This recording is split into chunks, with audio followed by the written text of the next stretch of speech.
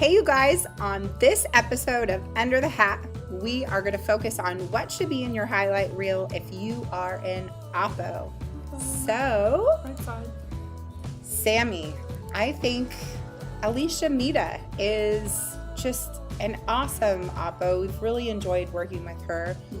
What do you like about her videos and what she does as a player and as a college coach? You know, what are you looking for in your oppo, and why would you recruit Alisha? There's a couple reasons. First off, when you're an oppo, your first responsibility is to block against the other side's best attacker.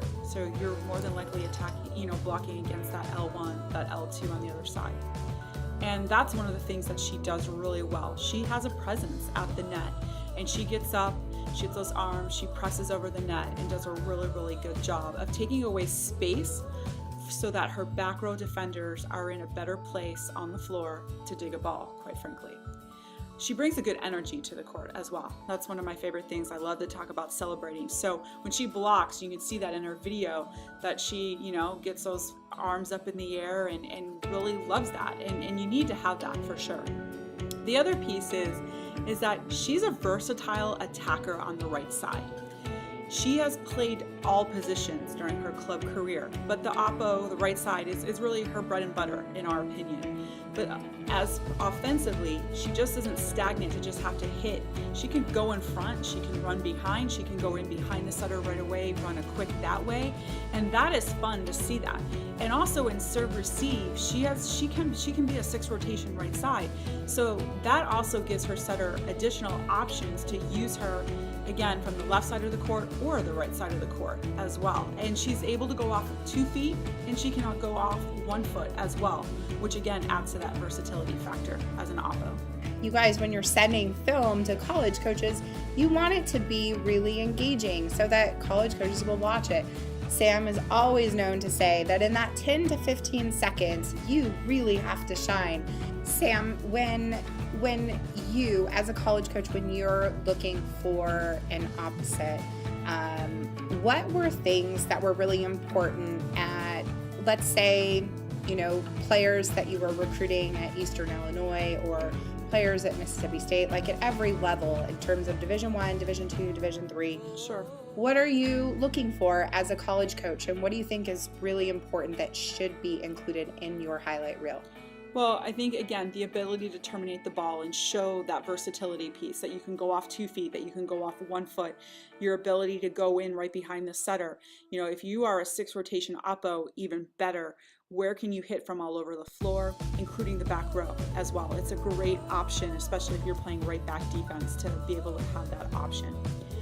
Again, the blocking piece is super important in all this.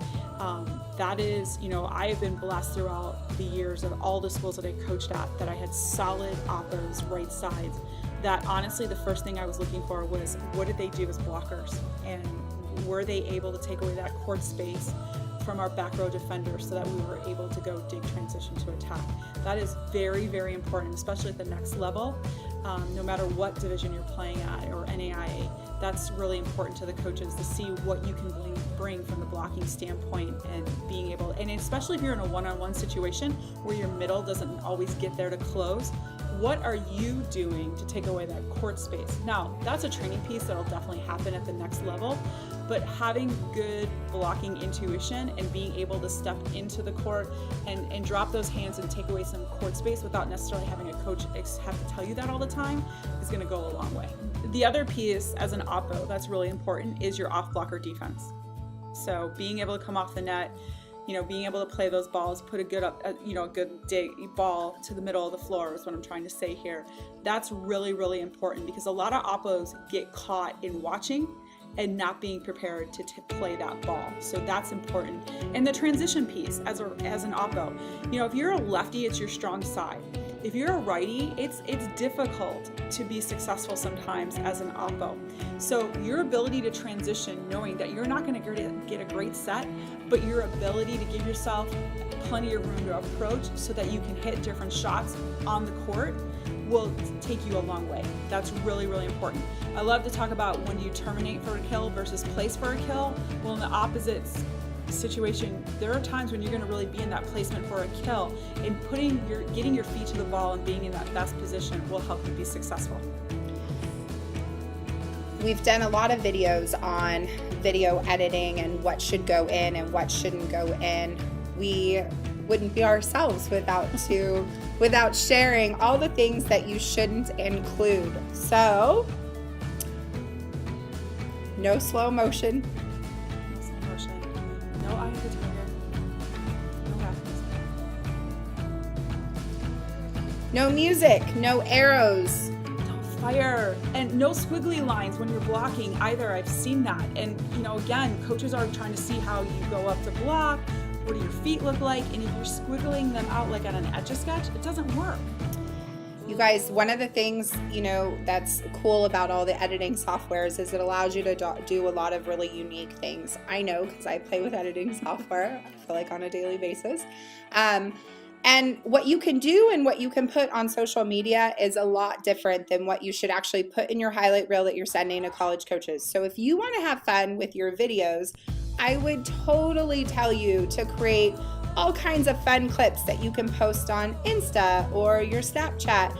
And college coaches will follow you. They will look for your profile. And so if you put video on there, hey, it's another way to market yourself and to get exposure.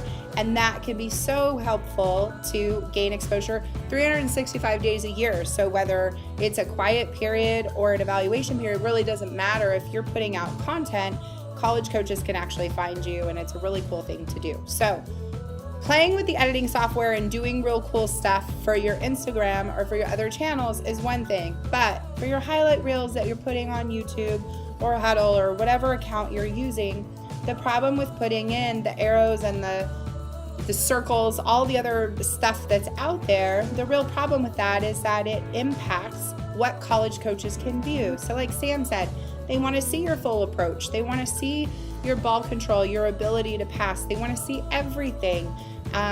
Regardless of your position, they're watching you as a player. Absolutely. But when you put that stuff on there, it really messes with the flow and it looks overly produced. So the truth is, if you put a title down at the bottom and you share your position and your jersey number, college coaches will totally be able to find you. Don't forget to keep your hair in a ponytail at the top of your head so that your number isn't blocked on the back, and then they can find you. You can always add a title if you're on the far side. Sam's talked about this in the past as well, where in certain venues, if you will, you can't switch sides. So if you're not able to switch sides and you're filming, don't worry about it, but at the bottom of your film in the title, just put far side or near side. Mm-hmm. And you can always add those little, subtitles in whenever you need to. So add those, captions, add those little titles in there as you need to when you're editing your footage, regardless of where you are on the court. Absolutely. Thanks so much for tuning in on this episode of Under the Hat. Although I'm not wearing a hat. Sam's got her hat on. It was a no hat day at work today. But next week we'll have our hats and we'll keep going. JVA this weekend. Should be fun. Beach on the house. Woo, woo. Okay. Thanks everybody. See you next time. Bye.